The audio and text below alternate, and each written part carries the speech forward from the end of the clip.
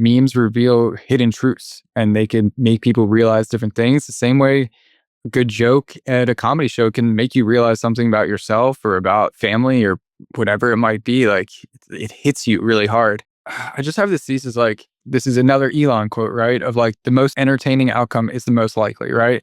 If you want your business to be the most likely, then it should be the most entertaining, right? If you want your book to be the most likely to be bought, then it should be the most entertaining. If you want your music career to be the most likely to be Grammy nominated, then shouldn't it be the most entertaining Mr. Post Malone get the tattoos on your face, right? It doesn't have to be that extreme, but if the most entertaining outcome is the most likely, then you should be trying to be the most entertaining by any means necessary, right?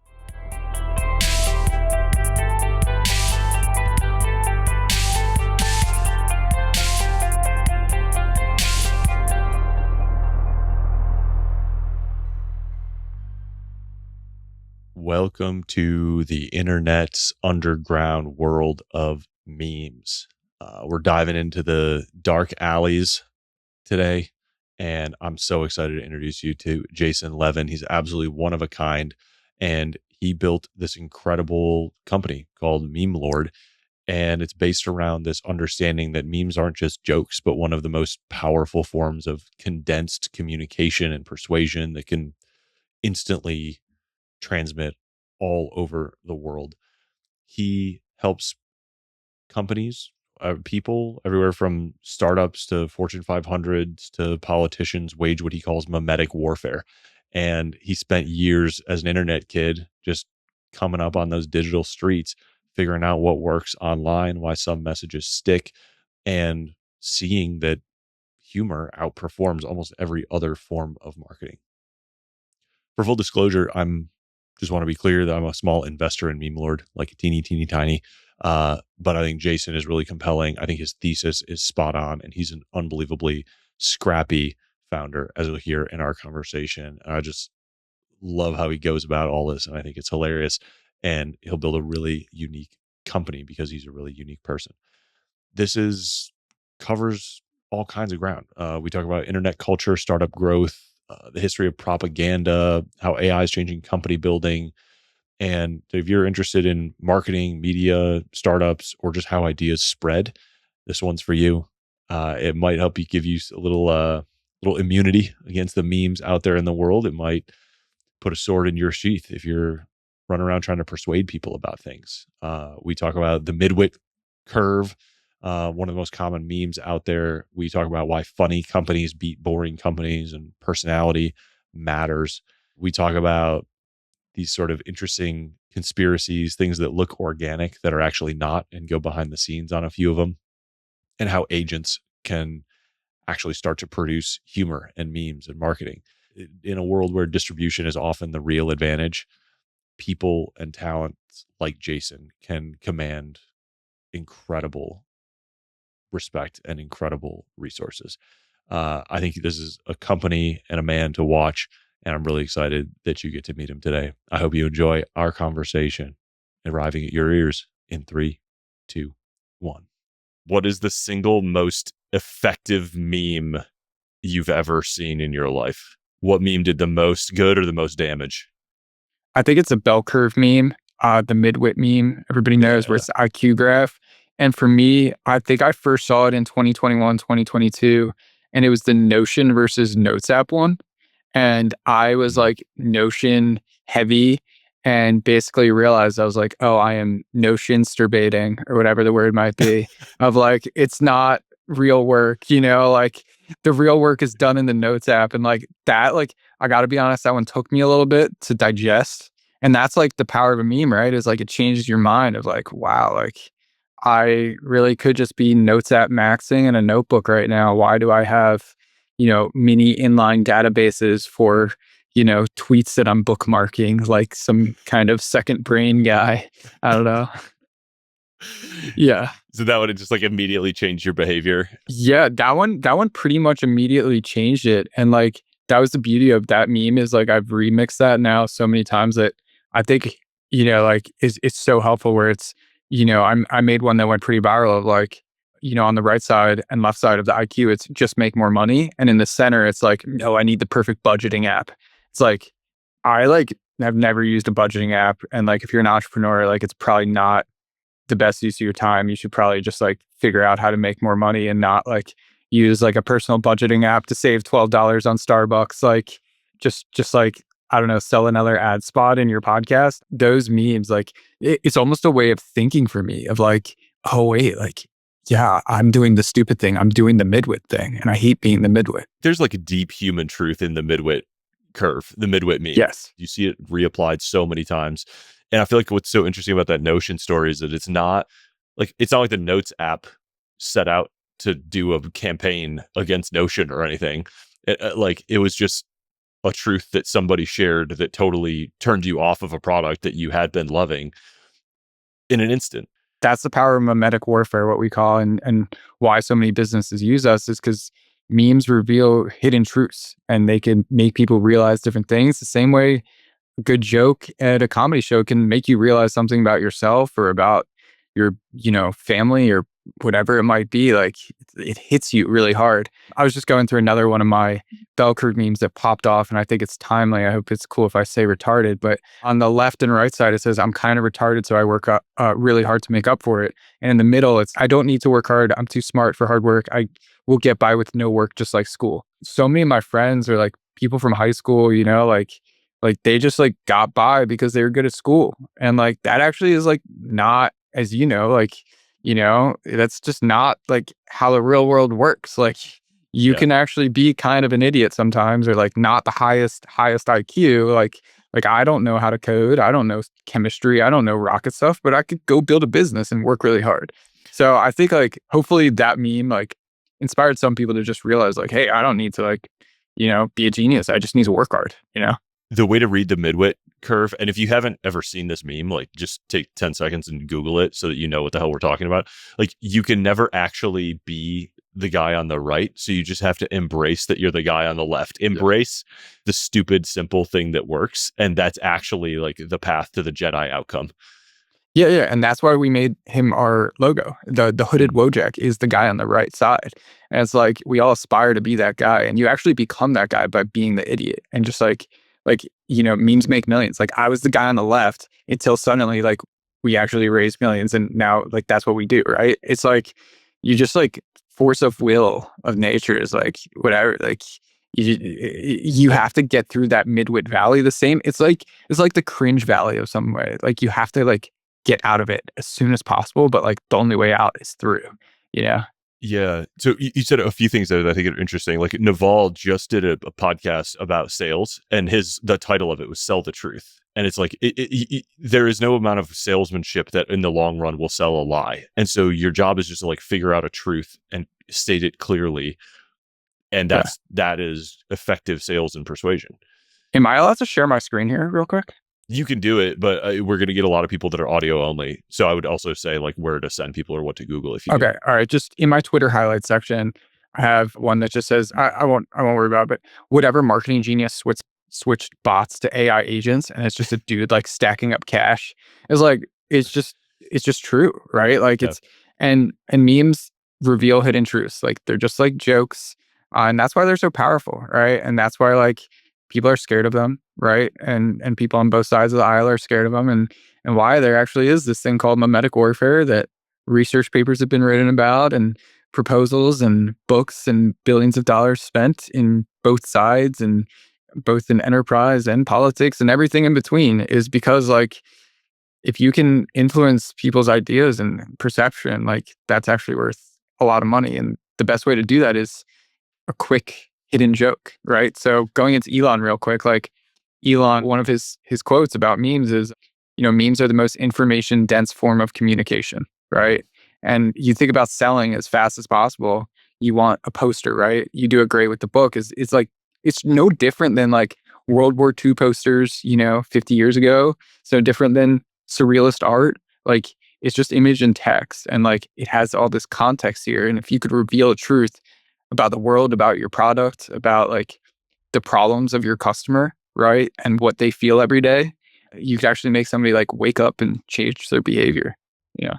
Yeah. I think this company is a really interesting one because it's like all great companies are an outgrowth of a unique person who just goes about being themselves. To your point about school, right? Like there's people who are great at school and then they're just kind of like a cookie cutter in the rest of their life. And what you find when you get out in the real world is like you're valuable to the degree that you're unique. And I feel like you are unique and this company is unique. And I don't know. I want you to sort of introduce like yourself and your company through that lens, because I think this is unlike, we get a lot of like hard tech and deep tech entrepreneurs. We get authors on this podcast, but like you're something else entirely. I appreciate it. I think we're some combination of all of the things. And so MemeLord is software for memetic warfare using a mix of AI agents for meme marketing and trend detection and everything in between, right? We know what your brand is, we could predict the memes before they're even made, right? And we help brands be funny, we help them get more attention.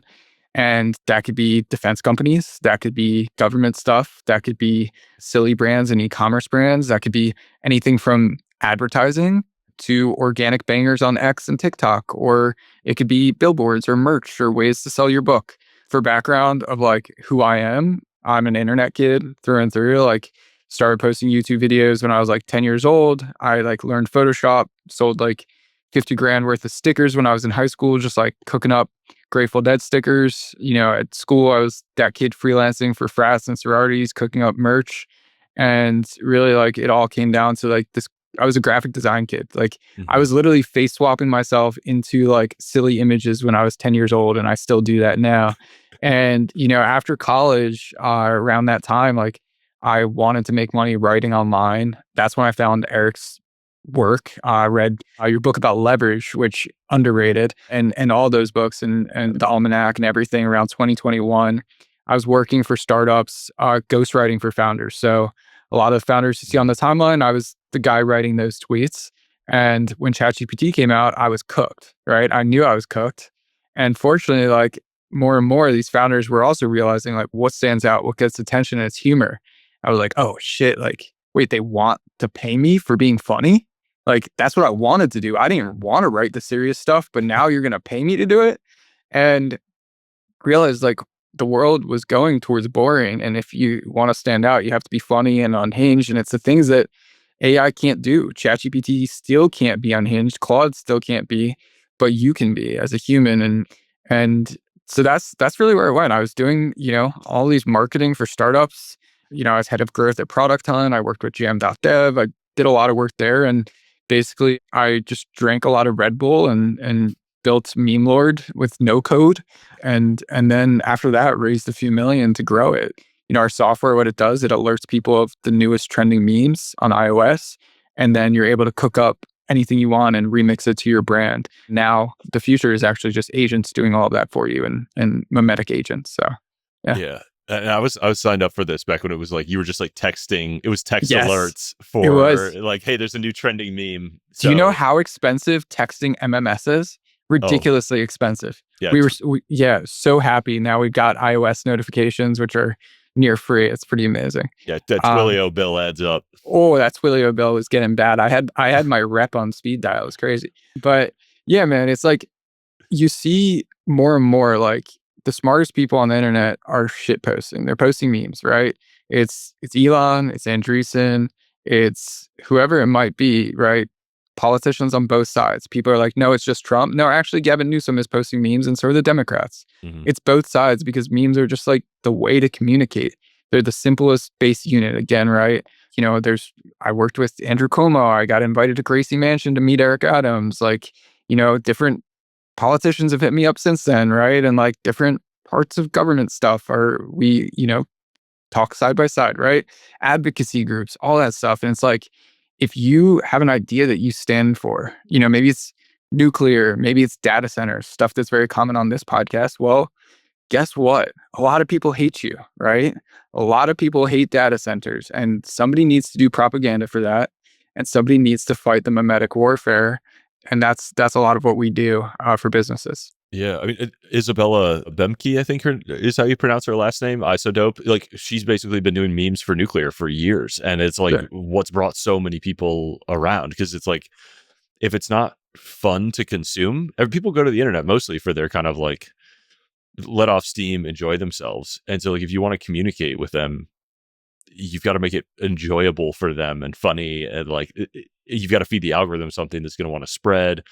And so if people are interacting with it and enjoying it, like that's what's going to spread. And that's how you earn the right to reach more people. It's like make the education or make the nugget entertaining. Yeah, and like I remember when I was starting out on Twitter, like 2021, 2022, some kid was like, you have to either be serious or funny. You can't do both. It's like, no, you can do both. Like when Mm. Palantir is posting memes, I think you're allowed to post memes too, buddy. Like Mr. B2B SaaS for fintech and insurance. Like you can be silly and serious. And like marketing has always done this. Like memes are just an iteration, the latest form of funny marketing. Like it's been around forever. You know, I wrote the book on memes and studied the history of advertising and capitalism, right? And yeah, let's go. The You know, memes make billions. let's go. This is high up there in Let's like go. books I wish I published that somebody else actually published. Yeah, yeah.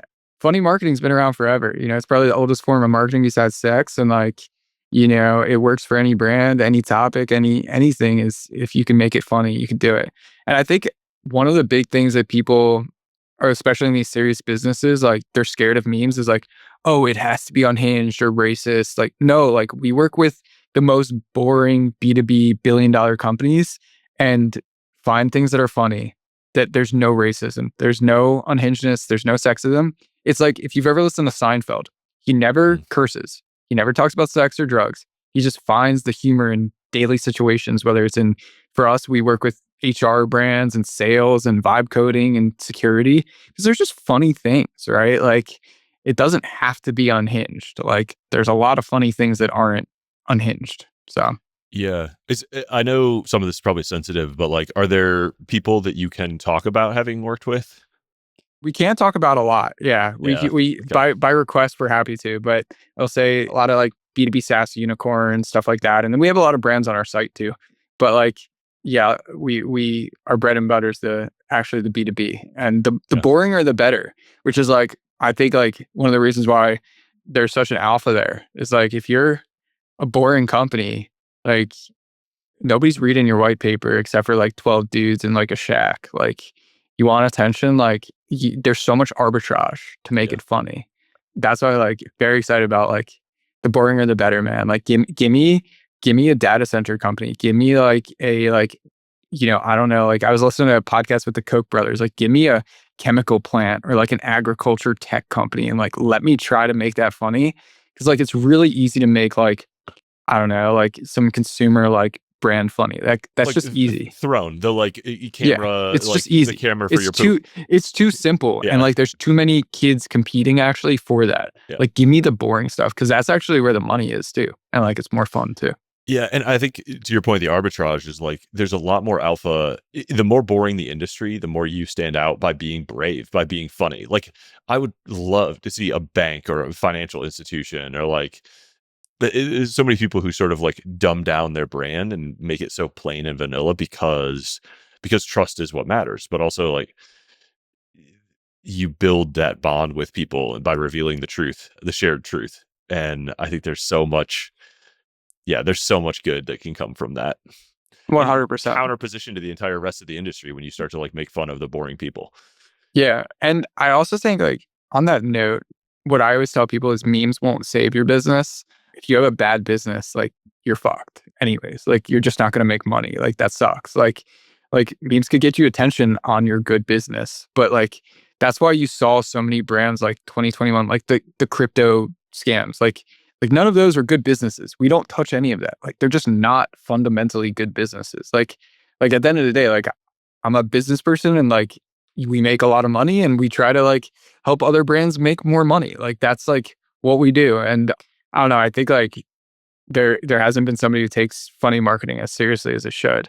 It's just a lever to pull at Yeah. the end of the day. I'm gonna go off on this, but like SEO, paid ads, serious blogs, podcasts, all levers. Is we just want to be the best funny marketing lever in the world. That's it. So Yeah. And one of the least explored, like of those spaces, SEO is like slowly dying or quickly dying, depending on your category and how often your customers use LLMs. I mean, you just some of the stuff gets saturated so quickly. Like the ad platforms are just going to crank up ads until, they make most of the marginal dollars. But funny is interesting because it's so uniquely human. It's so timeless, and it's hard. It's like, yeah, I think it's John Cleese who's like, it's actually really hard to explain why things are funny. You never quite know. It's kind of this process of like experimentation to see what resonates. And even when you know that it is funny, you don't always know why. 100%, 100%. We like wanted to do like data classification, and we've like tried it with like, why is this meme funny? And like getting really autistic about it. And it's just like, this is a waste of time. Like somewhat like, yeah, we're going to like try to do it, but I think it's just like surprise and Mhm. shock value a lot of the time. It's hidden truths. It's like, I don't know. I heard another quote too, where it's like the funniest people are actually not the jokes where you immediately start laughing, but it's the one where it's like it takes a second and then you're like, wait, what? And like that's what memes like a good meme like, oh, and then you start laughing, right? Like I don't know. I just like it's really hard to benchmark it. We're actually like working on some stuff around that where like, can you see which AI model's the funniest, right? But and it's not hard. You just A/B test stuff, but and we've been doing that internally for a while and building up that data. But like, I don't know. I think it's one of those things that's unpredictable, man. It's I don't know if it's a deep philosophy, I guess. I How don't do know. you handle that? I mean, like your business is interesting because it's part software. Like I Yeah, subscribe. I'm an investor, but I also just like subscribe as a user. So I use it to make memes for, to market books or just like mess around on the internet. But there's also a service aspect, and then there's also like an AI piece now, right? That's yeah, pretty yeah, new. yeah, All right, so like yeah, take yeah. me through those. Yes, we have our software that anybody could subscribe to, and that also has an API where you could get access to AI meme gen. And we also now are launching agents, and we have services as well for the really big ones. So like Okay. services, we've been working with all these big unicorns, whatnot, and now we're launching these agents where any business can sign up for an affordable rate. So that would be I don't know when this pod comes out, but that should be out very soon. Okay. And we're like basically like the world is heading toward agentic meme marketing, like or agentic everything. And the best brands are running 5 accounts. Like they're actually Mm. not just running one, like they're running 5. And like whether that's a human, whether it's us, whether it's agents doing that, like the best are running even more. Like, these app creators, like a lot of big apps are running 100 accounts, right? And the only way to do that at a certain level is scale, is AI, and like to scale that, right? And that's the power of memes is it sticks out. And so it's not just one dude yapping. It's humor, it's unhinged, it catches the eye, it scroll stops you. And so like where MemeLord's going is we are this agentic platform, right? We are dropping agents all summer long. I'm very excited about. And there's going to be agents for everything, for book marketing, for podcast marketing, for music marketing, for meme ads, for every kind of marketing you can imagine. Memes are applicable for everything. And so like just another, we'll get some more Elon quotes here of like, who controls the memes controls the universe. And then Richard Dawkins, right? Like memes are the smallest unit of cultural transmission. If you want to like break down your business's idea into the simplest unit, like memes are the way to do that, right? Hidden truth. We have like home security businesses using us. We have, like I said, defense companies or public companies and B2B SaaS, everything. Authors, record labels. Post Malone's record label is like a customer. Like that's so weird. But like they need to break new artists. How do you do that? You put the music behind meme videos, right? It's just It's strange. crazy. It's so weird, man. It's so weird. I mean, we've been Twitter buddies for a while, so it's very strange, and just yeah, it's Yeah. crazy. So I'm like, I don't know. I think we're entering this world of just like nobody's taking memes seriously enough still, and like I've been preaching this for a while. Like the world's catching up. It's gonna be fun. It's gonna be really Yeah. fun. Yeah, you are like we've been following each other for a very long time, which is like how you I think hit me up to invest. But the like you're very reliably at the frontier of the internet, like and kind of Appreciate it. figuring out what's coming, what's just starting to work, which is always a really interesting thing because it's hard to know what to believe, what is going to catch on, like what's just like a flare and what's this new kind of big thing that's going to be around for a really long time. And this feels like one of those shifts that's absolutely like you've been dead on this for a long time, and there's been so much to sort of support it. When you said there's people running like 5 accounts or 100 accounts, like are they're owning their own, they're building their own audience on meme pages that are dedicated to what their industry or Yeah. new specific memes? Yeah. Like Yeah. talk to me about that. Yeah. Yeah. So like, for example, say you're an HR unicorn and nobody wants to follow your main page because you're in HR. Well, why don't you start up funny HR meme accounts and satire accounts about the workplace? And why don't you own those pages, but you're not actually doing the work, you're paying us to do it, right? And then you're plugging the link underneath, right? This is all hypothetical, of course. And you're driving demos and inbound sales, but you actually own the accounts. And now you have all of these accounts that can retweet you. And now imagine if there's this in every niche and you need a funny defense guy and 5 accounts of that who can then, plug your brand and retweet your launch videos, right? And as we know, being online, like we're in this weird circle where all these launch videos are going viral because people are paying people. Well, what if you own that distribution, right? And we're seeing this again and again. And so like, OpenAI buying TBPN, like that's actually not anything new. Like HubSpot bought My First Million and Stripe bought Indie Hackers or something like that. And like, that's not new. Like big companies buy media pages to get lower CAC, and meme pages are like the cheapest form of that. And so like, why not just start your own, right? Like record label bought the Daquan meme page and that asset for $85 million because it helped them reach artists cheaper than buying Pitchfork or Rolling Stone, right? It gets the same audience and bigger for cheaper. So that's like, every brand should have secondary assets and meme pages and a lot of pages across multiple platforms. And so we own a lot on Twitter. If you look at Twitter, LinkedIn Lunatics, that's us. ChatGPT Lunatics, that's us. Tech Bro Memes, that's us. On Instagram, we own Riches, the Instagram handle Riches, Riches. We own Lunchroom, which is our fake news page. Like both of those are fake news pages that we plug MemeLord in. So like, every brand, I think, and honestly, like a lot of influencers, we're seeing this too with clipping pages, or they have fan pages that are all run by them or their record label. Fun fact, like every artist record label is run by or every artist fan page is run by the record label, especially in the beginning. They all astroturf it. And so like, I don't know if you're a brand, like don't sleep on it. I think there's going to be a massive wave. Something that your audience might like. I am extremely bullish on robot memes for 2026 and the future. I think that there is going to be an onslaught of robot memes as SpaceX goes public and these other companies start actually going to market. And we are building up robot meme pages for the masses right now because brands are going to need that. Very, very bullish on robot memes. Meaning the And meme itself is like a humanoid robot. just like meme pages about robots and clankers. Yeah. Because like they're about to finally commercialize, right? Yeah. And so like right now we have a bunch of pages around CPG or about software, but like we're about to find like hard tech is about to go from spending hundreds of millions to billions on CapEx to finally spending on marketing.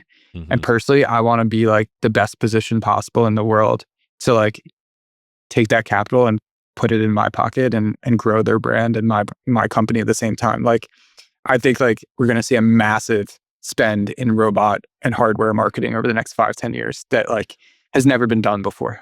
Yeah, I think the early adopters, and in particular hard tech right now, is also super prime for humor as a distribution channel. I feel like the companies that are succeeding are building, they're like doing incredible like humor driven aura farming all over. This is super interesting though, because I feel like a lot of people this is these like very deliberate, calculated appearance of an organic following or Yes. organics catching on, and I think people would be really, really surprised to learn how much of what seems organic is contrived. Oh, absolutely, man. And the people on Twitter where you see paid partnership, that's the obvious ones, right? Like the unobvious ones is like the dudes like me who have, meme accounts with millions of followers who like we've just been building and we own them. We don't pay. We just own them, right? Or like anonymous accounts that are actually yours to like one of our investors has like a very popular anonymous account, like multiple of our investors, right? Like that's like the calculated moves that like the big boys are playing. Like all the YC guys, like sorry guys, but like they're all just fucking shilling to the same agency, spending like 50 grand for a launch video to retweet it. It's all the same agency. I know because they pitch me all the time and it's annoying. That's like, it's so annoying. It's all the same agency or like two or whatever. And they're clowns. But like, that doesn't actually get taken seriously. And you're going to burn all your capital. And like, personally, like, I'm not trying to do that. I'm trying to save money and make money. So, yeah. Well, and it takes more than one, big day one launch. on Twitter. Dude, no. Yeah. Oh my God, dude. It's crazy. Everybody's spending on their launch video what I spend in like 3 months. Like, it's crazy. Like, dude, always be launching. We're going to be launching all summer. Every day is launch day, and it's just slow and steady. And like, it's really sad. Like, me and my team were talking about, oh, we should start like a page of like people who had beautiful launch videos and then went bankrupt in under 2 years. Like, it would just be like so many. Highly correlated.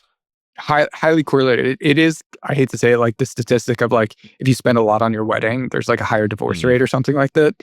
It feels like you're overcompensating for a lack of a product. And like, I think that bubble is going to pop very, very quickly. Yeah. Or hopefully soon. Yeah. That is super interesting. And I mean, I'm thinking about this as like an artist or an author too. You're like, oh, if I'm comparing, 3 record labels or 3 publishers or whatever, I want every author's biggest fear is like, there's 2 big fears, right? Either the book is going to suck or the book is going to be great and nobody's going to care. And like almost every publisher and almost every author can reach a level of greatness on the book. That's just like a controlled process. But once you get into the like, all right, how do I get this out into the world? That's a really squirrely, difficult problem that money can't necessarily solve and grit can't necessarily solve. And so like going to the record label or the publisher that owns these media pages and can be like, look, we control a bunch of this that seems organic, that can really give you the appearance and actual outcome of like, driving up a ton of followers to your core account, driving a ton of sales, getting this like organic interest, making you go trending. Yeah, and the puppet masters all over the place. 100%, man. And it's nothing new. I mean, like, I learned from the goats before me of like the Ryan Holidays of the world. Like, people know him for stoicism, but like, that's not Ryan Holiday. Like, Ryan Holiday was the dirtiest marketer alive. And we saw that this week with his little blow up a couple weeks ago. But like, Ryan's background, he was a PR hacker for American Apparel and like the dirtiest marketer, calling fake, starting fake billboards, prank calling journalists. Like, this is nothing new. And it's also like hundreds of years old, like the father of PR, Eddie Bernays, like in the 40s, 50s or 60s was like, starting these fake protests and stuff like that, which coincidentally let's go. Edward Bernays, underrated. Underrated. One of the G's, man. I'll be taking a play out of his book this summer. Did you know it's only like 10 grand to host a protest? It's actually not that expensive. You could just buy a protest. So we're going to be doing a protest this summer for free speech in France. And it's going to be sick. It's not that expensive to just launch a protest. And like, people like, I don't know, you could spend that on a mid-tier influencer in LA who doesn't respond. And it's like, I really like what I've always tried to do. And like, this comes from me being broke like 3 years ago, is just like be the scrappiest marketer alive. And like, I would like put up flyers.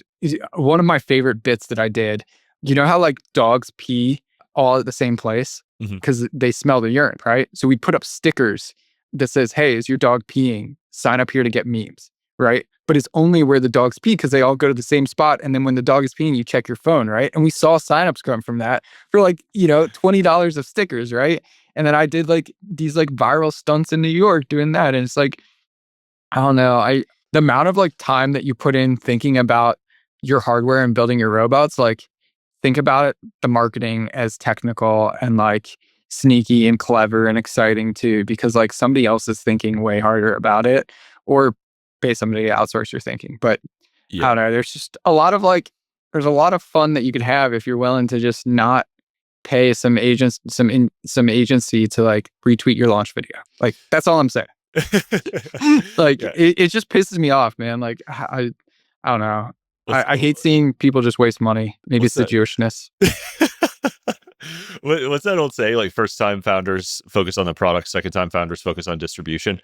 Yeah, I mean, I think it's super important. It's probably true for authors too, right? Hmm. Like, there's probably a lot of authors, and I don't know if this is true with yours, with your story. Like, has it changed at all? Like, marketing the Almanac and the Laval versus Balaji versus Elon now? Yeah, I mean, Elon, I've definitely shifted more. Like, I've got less time and more money, so I've got like, and I run more experiments, Yeah, and like, I understand. I think now that like word of mouth is the only thing that works, and all you're doing is like trying to light the get the kindling to go so that the word of mouth carries on. And so, actually, I mean, the meme lord comes in for me where I once I resolved. I was like, okay, all the greats, you can't launch once, right? Be launching every day. You've got to post about your book every day. It's so noisy. It's so loud. Okay, if I'm going to post about my book every day, how do I do that without driving myself and everyone who follows me fucking crazy? The answer is yeah, like, you have to be funny. You have to be yeah, enjoyable. You've got to like make it pleasant experience. And so I started using MemeLord to like either make memes about the book or memes about Elon or Photoshop the book into these like funny situations or make celebrities look like they were reading it and then say very clearly like, this celebrity is like, this image is fabricated. Don't let it influence your opinion of the product, right? Like, there's so much more you can do when you're just, as you point out, just like a little creative. yeah. If you just have like think just a little bit outside the box and think about how can you do this in a fun way. I had this tweet go viral a few weeks ago of like, don't invite me to another fucking dinner series. Like, every day I get invited to dinners as a founder. And like, I don't like food that much. Like, I like food, but I can make myself food. I prefer to just eat some sushi by myself personally. I'm a big sushi bar kind of guy, just solo. Like, stop inviting me to dinners. Like I don't want to go to Dorsia, dude. Like, I'm done. Like, I could afford a dinner. And like, they're all just copying each other. It's like this memetic mind virus started by like this founder dinner series in New York that's put on by a bank. And now every company hosts dinners. And it's like, dude, just think of something more original than a dinner. It's not hard. And so, like, examples here, it doesn't have to be this crazy. I rented out a movie theater to watch Instagram reels on April Fools, right? And that was $3,000, probably what you'd spend at Dorsia, but like, it went viral and people loved it, right? During Halloween a couple years ago, I hosted a bug horror story night where engineers came in and talked about bugs and like told it like a Mm, horror story, right? I hosted Startup Species and Ping Pong, where just 200 people in New York came through and played ping pong. Like, it's just like, it just drives me nuts. Like, I feel really bad. Like, I literally, like, I've had to tell people like, stop inviting me to dinners. Just like, cut it out. Like, I don't know. Maybe I will regret this when I'm eating alone and in my mansion one day. But like, at least I'll be like having some peace and quiet. Like, it just pisses me off, man. Like, I'm sorry for this rant, but it's so many dinners. Like, I hate it. I just hate it so much. And like, I don't even live in SF. I can't imagine how bad it is there, man. dude, Crazy. I was expecting you to rant way before 40 minutes, so I feel like you held it Yeah. together for a long time. That's good. Yeah, I held that one in, but I could rant some more. So just on the topic of SF, I think both of us, like, we have chosen not to live in the mind virus bubble, right? Like, and I think like it helps a lot. I don't know about you, but like, not living in like the hive mind, Hmm. like, it helps living outside of that. And like, I think that is why everybody is copy pasting each other's launch videos, is because they're all comparing themselves to each other, the people that they see every day. Hmm. And when you're not in that, like, you're playing your own game, right? Like, you're just doing your own thing. Like, in SF, who knows? Maybe you're starting like a AI writing startup, which is like totally against your philosophy, right? Like, same as me, where you want to have fun writing or whatever. Like, or maybe you like, it's just like, get out of the mind virus. Like, stop hosting dinners. I'm back Yeah. to that, but it's just like, I don't know. I have this like, I just have this thesis like, or this isn't me, but like, this is another Elon quote, right? Of like, the most entertaining outcome is the most likely, right? If you really take that into like belief, right? If you want your business to be the most likely, then it should be the most entertaining, right? If you want your book to be the most likely to be bought, then it should be the most entertaining. If you want your music career to be the most likely to be Grammy nominated, then shouldn't it be the most entertaining Mr. Post Malone get the tattoos on your face, right? Like, it doesn't have to be that extreme, but if the most entertaining outcome is the most likely, then you should be trying to be the most entertaining by any means necessary, right? And so that could mean being super unhinged. It can mean throwing events that aren't dinners. Again, we're getting back to this of dinners. I'm just going to keep going back, but like seriously, like being entertaining in some aspect and embracing that makes you more likely to succeed. And that's like just my thesis for how I see the world is like people want to be entertained, like entertain them, give the people what they fucking want. Yeah, You know, I think Mr. Beast is maybe the best example of this, and I think he's going to be an iconic entrepreneur. He's going to be the entrepreneur of a generation, of a decade, and he already is. I think that's very clear to everybody who's like under 30, and I think people kind of over 30 are like either who is Mr. Beast or like, oh, he makes those YouTube videos, and he's actually one, he's the Michael Jordan of YouTube, but two, he's also going to be an unbelievable entrepreneur, and we're going to go from like Warren Buffett to Elon Musk to Mr. Beast in terms of like the generational striations of, their generation's iconic entrepreneur. And Mr. Beast takes this to heart deeply. Like, listen to the audience, cut anything that's not entertaining, and he's going to make a huge empire out of learning to command attention through YouTube. 100%. And like, again, Jake Paul as well. Like the other day, I was like watching old Jake Paul videos just like for fun. And like, if you go back to his early videos, it's him like half shirtless dancing like a girl and like doing pranks in the street. And it's like, that dude is now an investor in Anduril and going to be a billionaire in the next like 5 years for sure. And it's like, he's just a goober who like took it really seriously and like took his entertainment super seriously. And like, you got to respect that. And like, I don't know, I wrote this in my book, was like, this is not like new, like comedians getting rich. Like Seinfeld's a billionaire, Larry David's a billionaire, like Kevin Hart's very, very wealthy. Like plenty of these guys are rich. We just like now live in the best time to monetize your sense of humor. And like memes are my way of doing that, to each their own. I think like memes are the most spreadable, but like, it's nothing new. It's just like, again, it's just a lever to get on your real product, your real attention, your real ideas. And I think like in VC and founders, like we're all in the business of ideas here. And like, if you want your idea to win, again, it should be the most entertaining, version of that at least. Like, can we go back to this protest? You're throwing a protest in France for 10 grand. I feel like we kind of glossed over that, and I need to know everything. Yeah. So we're going to be in Nice and Cannes for, my team retreat and then the marketing festival. I'm trying to wheel and deal, get some clients. And is that Cannes Lion or is that a different thing? Yeah, it's like the Cannes Lion, but the marketing side, not like the cool movie stuff. We are too cancelable for that. And there's companies, I'll DM you about it, but there's companies where you can just sign up for a protest and they just find the people. And when you think about it, all you're doing is just hiring actors. Yeah. And like, I mean, you look at Colombia in 2024, that was all actors. They're all paid actors. It's all whoever, right? Like whatever side you're on, it's both sides. Most protests are astroturfed. Like, and then similar to a business, then people start talking and coming. But most of it is astroturfed, right? And I was like, like I've been wanting to do this forever, like host a protest. Last summer, I did a viral boycott of the energy drink Celsius to change their name to Fahrenheit, but I didn't get a chance to really do a protest. And, France is very famous for their topless female protests. So let's just say we're going to have women on the beach protesting for why memes are free speech. And we may or may not be spending more than France spends on AI this summer. So we'll see what happens. But it's going to be fun, man. Like, again, like you, it's like experiments. Like we both, I think since we met, like we both have less time and a little bit more money to spend. And it's like, I got to just try shit. I'm going to film it. I'm going to post it, leverage, right? Like the Naval idea, all that stuff, leverage is like, oh, like now I actually have like, all these meme pages I could just post this on. Like I was scared to do this stuff before because I didn't have the leverage or distribution.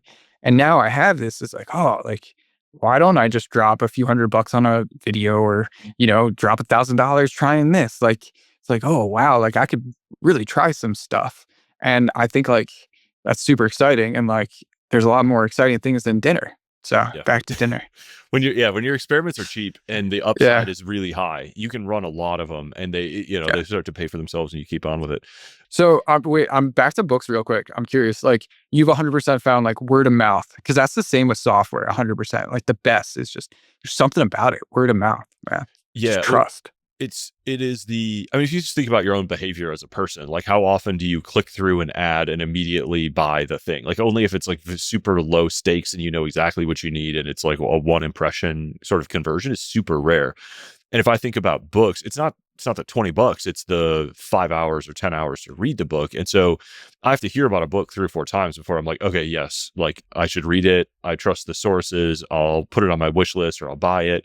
And then it sits on my nightstand for another couple more nights before I'm like, all right, I'm going to open it and read it. And once I read it, I recommend it, or it comes up in conversation and I'm like, oh, you should check this book out. I read this book about this problem. Also with books, it's like you only make a couple bucks a book. It's like you can't run around spending money on ads trying to like get, you know, you can't spend $5 on an ad to make $3. Shit doesn't work. No, it just doesn't work unless you're selling a course on the back end or something. Which Yeah, a which a lot lot of of people yeah, are selling courses yeah, or consulting yeah. or services Which or whatever. Nothing wrong fine, with that. teach Yeah, their own. Yeah, yeah, of 100%. course. Yeah, But yeah, there's no like brute force marketing effort in the world that can sell 1 million books. Like you can will your way to like 10,000, I think, over time. And yeah, the difference between 10,000 and 1 million is just like how many people recommend it, how many people gift it to others. Do they put it in their newsletter? Do they share it on social? Do they gift it to their family? yeah. Whatever. Yeah, is it shareable, right? Is it memetic? Is it self-recommending? And Yeah. like I think, the things like a lot of these the hard tech, a lot of these serious companies do miss sometimes is like the importance of narrative, of alliteration, of metaphor, right? Mm-hmm. Like my book Memes Make Millions, right? MMM. This is like I still use it all the time, right?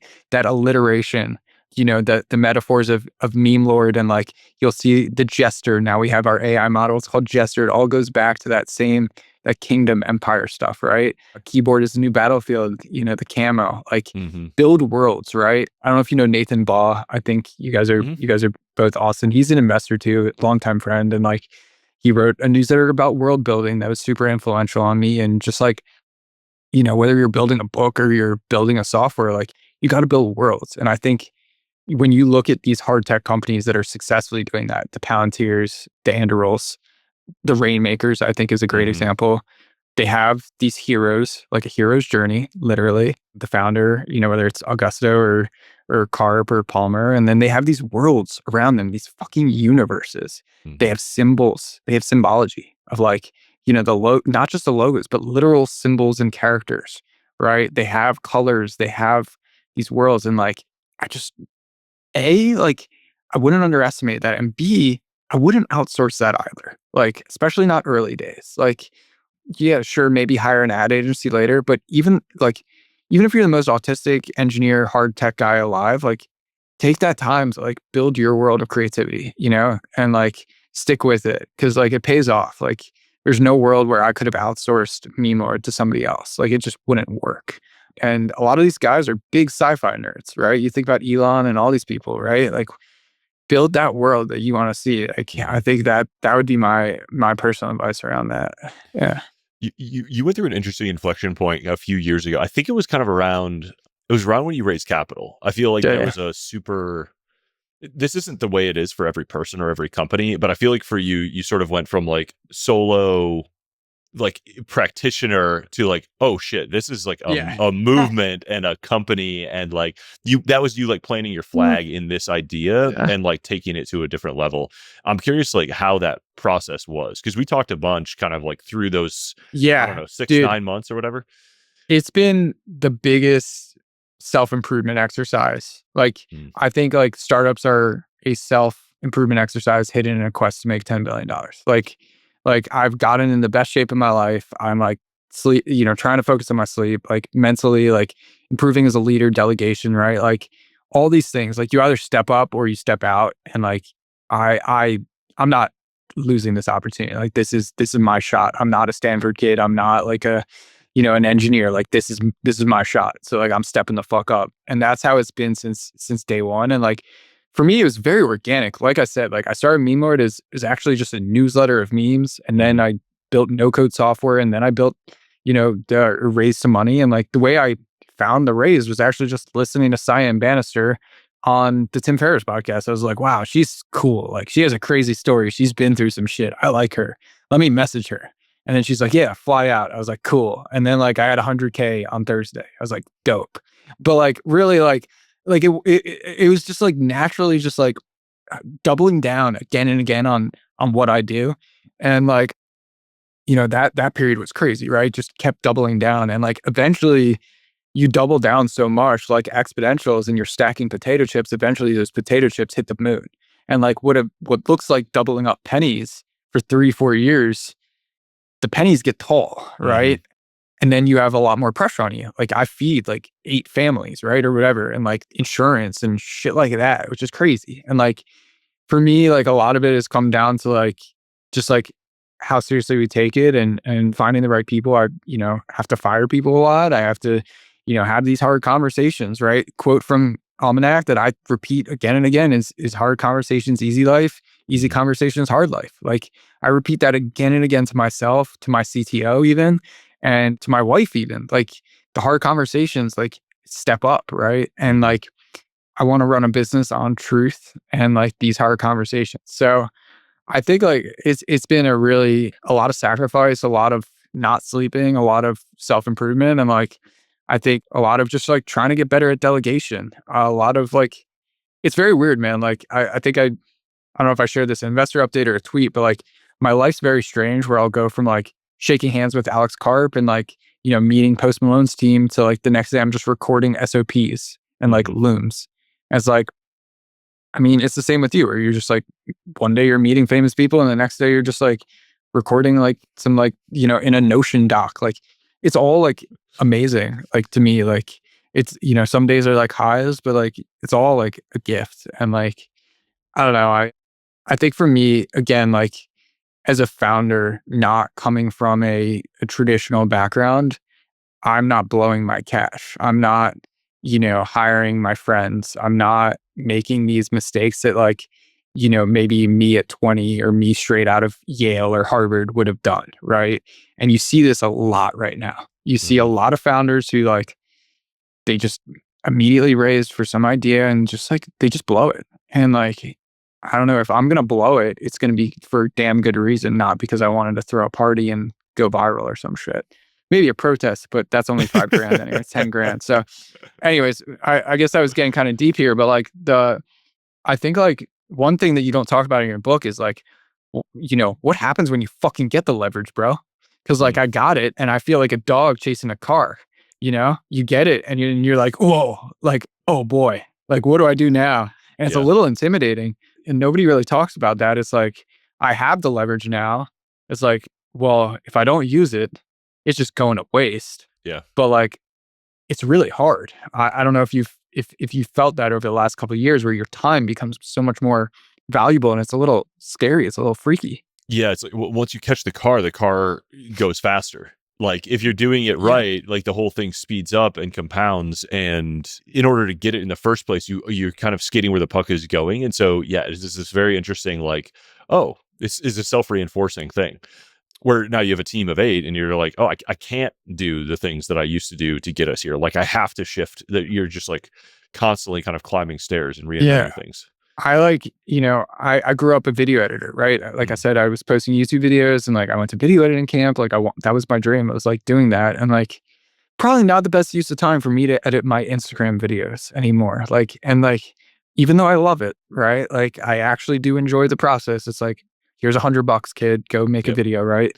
And like a lot of things like that, I think actually a weird thing, a lot of founders these days probably are feeling this is like my biggest competition to marketing actually and writing and making content is now vibe coding, which is very weird, right? I didn't know how to code. I don't know how to code and never did anything until a couple years ago. And I was just this marketing guy writing a newsletter all the time.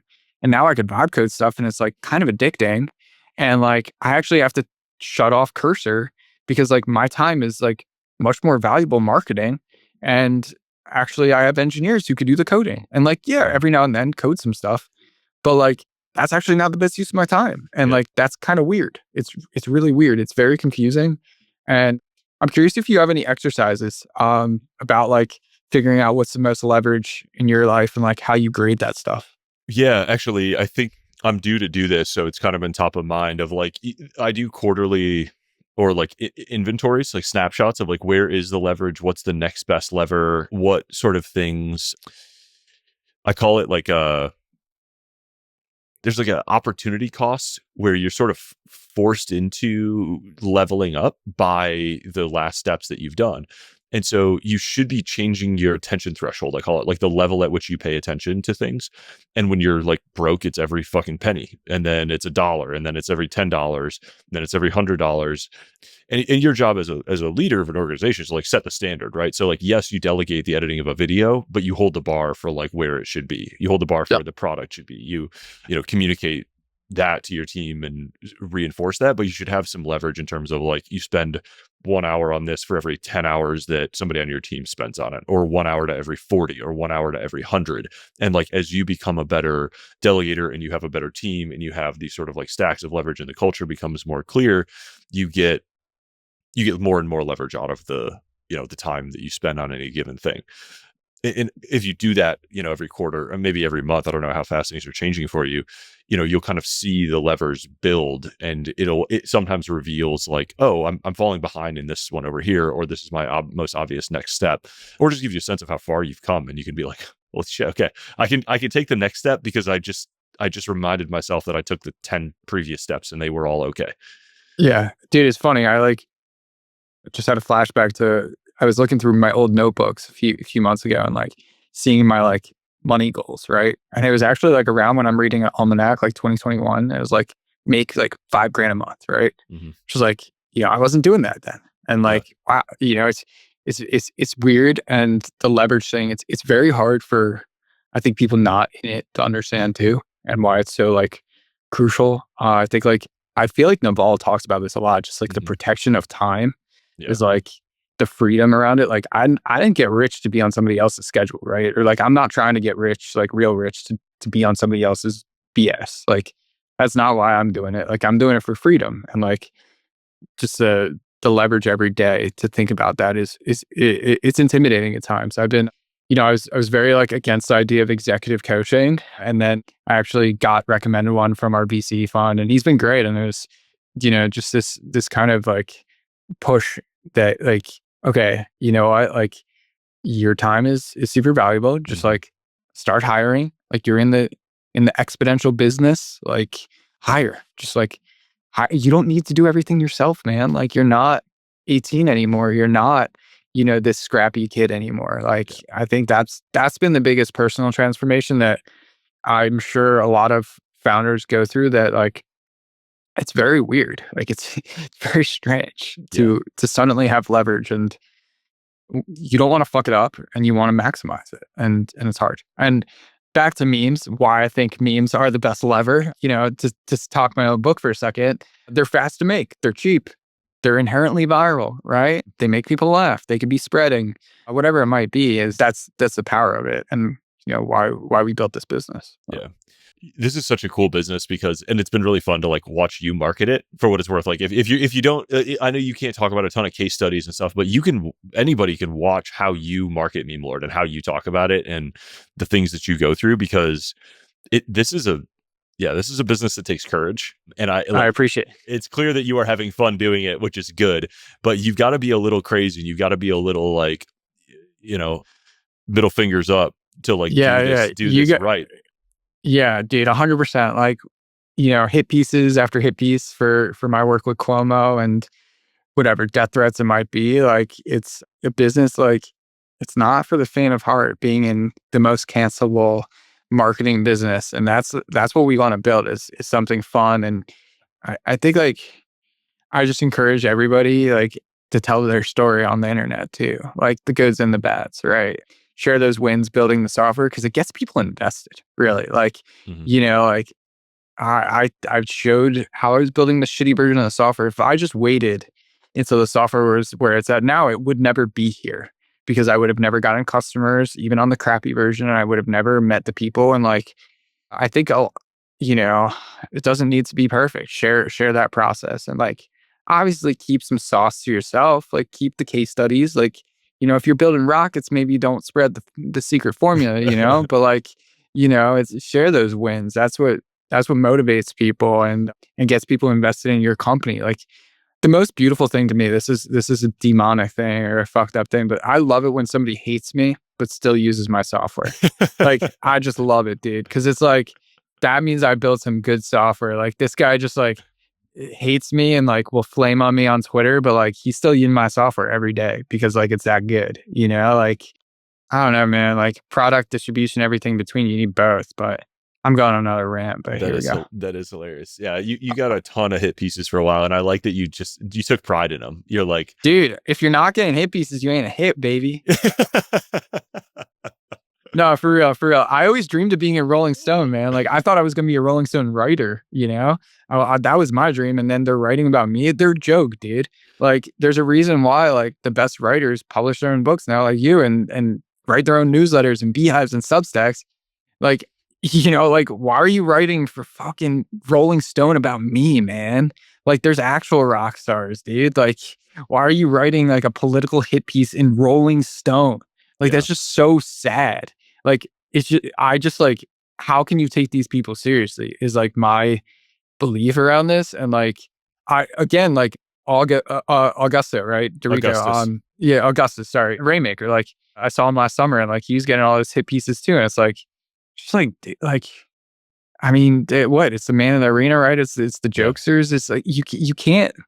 Dude, he's getting hit pieces from people with like single digit IQs. It's just like insane conspiracy theory shit. Well, I mean, like, he can't control the weather and the juice. Like, that would be my response to those people, is like immediately, like, that's where I would go. It's like, pick one, bro. Like, you can't have this kid doing it and the juice. So like, if you're gonna be a conspiracy theorist, pick one conspiracy theory. No, that's not how that's not how they work, dude. A lot of these hardware defense companies, whatever it might be, man, like, you're gonna get hit pieces, and like, just know, I say this from like the pit of my heart, and is like, it will be okay. And like, the people who respect you will still respect you after, and probably respect you more if you handle it with grace and joy and have fun with it. If you are somebody who cowers over it, you will lose the respect, but you need to respond. The best response to being ridiculed is to act ridiculous right back. Like, hit them right back, baby. Like, we posted our hit pieces right on our website. Like, we say featured in hit pieces at these articles, man. Like, people still sign up for our software every day. Like, there's been, if anything, they helped us raise money. Like, I think you were in the middle of the fundraise when that happened. And there's a bunch of, I mean, your lineup of investors is unbelievable. For people that have not looked, like, Cyan Bannister is one of the all-time greats. Balaji was like early in, like, I don't know, you can everything. Yeah. But there's so many people who read those signals so much better, and they understand deeply that like what you're doing is super important. It is memetic infrastructure, which is like what controls the software in people's heads. 100%. The way that I always put it is like, you see these memes everywhere, like on Instagram, on Twitter, like, they're all made on somebody's software. Like, a lot are made on ours now. And like, that's the goal. And like, I don't know, man, if you have an idea in the world, like, you should consider spreading it with me. Don't give up your ad agency or whatever, but like, just consider that might be the best way to spread a certain idea and change people's minds about it. Yeah. Pull that meme lever. Absolutely. My normal opening question, and maybe now it's my closing question, is who are your heroes? Oh, heroes. I say, like, I'm like a very weird mix of like Mac Miller and Peter Thiel. Like, it's very strange. Like, I grew up like an absolute stoner, like 15 to 18, just like smoking weed, listening to rap, partying with my friends, and like doing graphic design, like, while I was stoned, selling like psychedelic stickers. That's how I made 50 grand in high school, selling stickers, just getting high, listening to Mac Miller. And then like, I just like stopped and just got really like weirdly into tech. And like, Thiel is just like always early on stuff, and, based as fuck, and, stands up for these things, and is always early. And like, I think I'm this weird mix of just like, this arts and tech that like, it's just strange, man. So I don't know. I think those were probably a couple. Donald Glover's a big childhood hero of mine. Childish Gambino. Like, started with comedy, and then he, pivoted that into TV, into movies, into, businesses around that. Most of my heroes are outside of tech for the most part. Writers, Kurt Vonnegut was a big one of mine growing up. The Beatniks, Kerouac, stuff like that actually was more of my background. Yeah, and I think you could have a lot of heroes. For sure. You know, Probably should. Like yeah, small slices of many people, I think is kind of where the most interesting cats end up. And you dropped a bunch of, like comedy legends and advertising and like persuasion legends. Like Bernays is, I'm sure Bernays was a huge influence on you. I think he's like yeah, dude, a absolutely. genius. Yeah, absolutely. And I'm reading this book right now, which you probably like, called How to Win the Information War. Mm. And it's about this guy named Delmer. And it was during World War II. He was running fake German radio stations for England to try to dissuade Nazis from fighting, and was doing all these insane tricks of like, they would drop propaganda of like, Nazi women, like, blonde women having sex with, the opposite sides, right? To try to encourage these soldiers to go home to their wives, right? And give up. Like, what? He was running these fake radio stations, him and people speaking in German, and doing these hold all these bits and trying to basically get inside their heads. And like, I would say people like that, man, are definitely my heroes. People who take their silliness extremely seriously and understand they can have world ramifications and change lives. And that's the goal with MemeLord, for sure. Amazing. All right. Where would you send people to follow you, learn more, observe this incredible spectacle in action? Subscribe for the topless protest updates. Yeah. Subscribe for that. I would check out memelord.com, memelord.com, and follow me. I am Jason Levin. Death threats, please send them to the DMs. I accept those 100%. So no crypto scammers, but I will accept those for sure.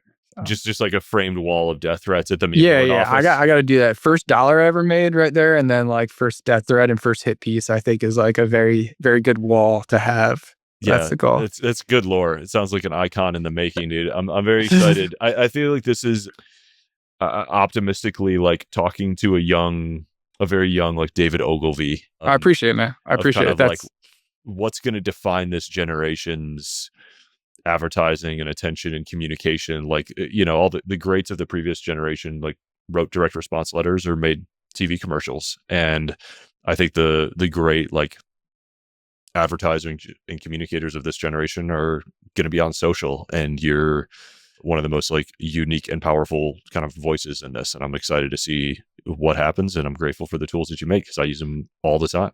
Hell yeah, brother. Hell yeah. The world is run by meme lords, and it's just the beginning, man. So thank you so much for having me. Of course.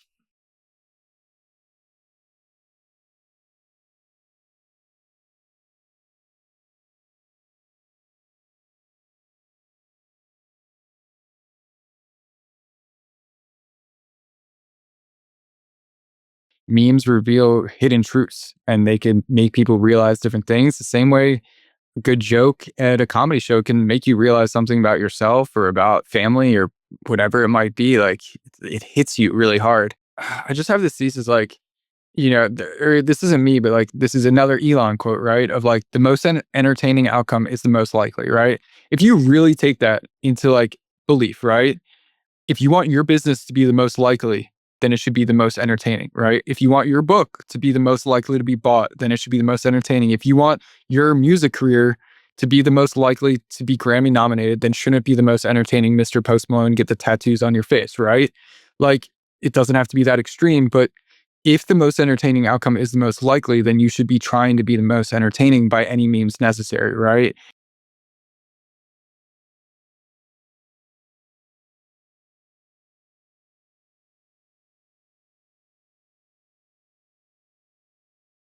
The smartest people on the internet are posting. They're posting memes, right?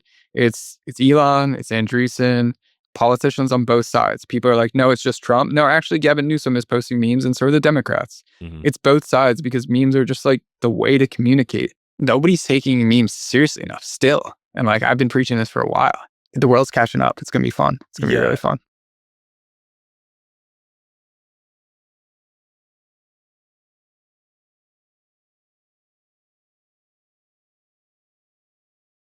what I always tell people is memes won't save your business. If you have a bad business, like you're fucked anyways. Like you're just not going to make money. Like that sucks. Like memes could get you attention on your good business, but like that's why you saw so many brands like 2021, like the crypto scams. Like none of those are good businesses. We don't touch any of that. Like they're just not fundamentally good businesses. Like I don't know. I think like there hasn't been somebody who takes funny marketing as seriously as it should.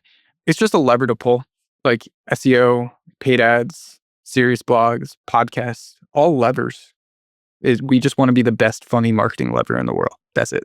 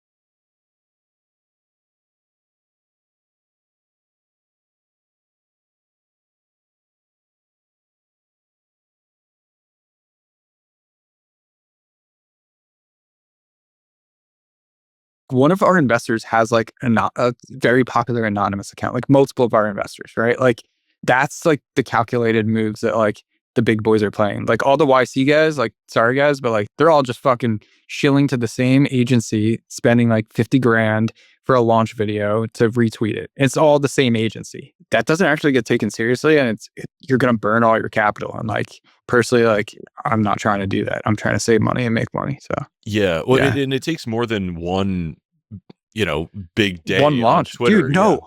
Oh my God, dude. It's crazy. Everybody's spending on their launch video what I spend in like 3 months. Like, it's Yeah. crazy. Like, dude, always be launching. We're gonna be launching all summer. Every day is launch day.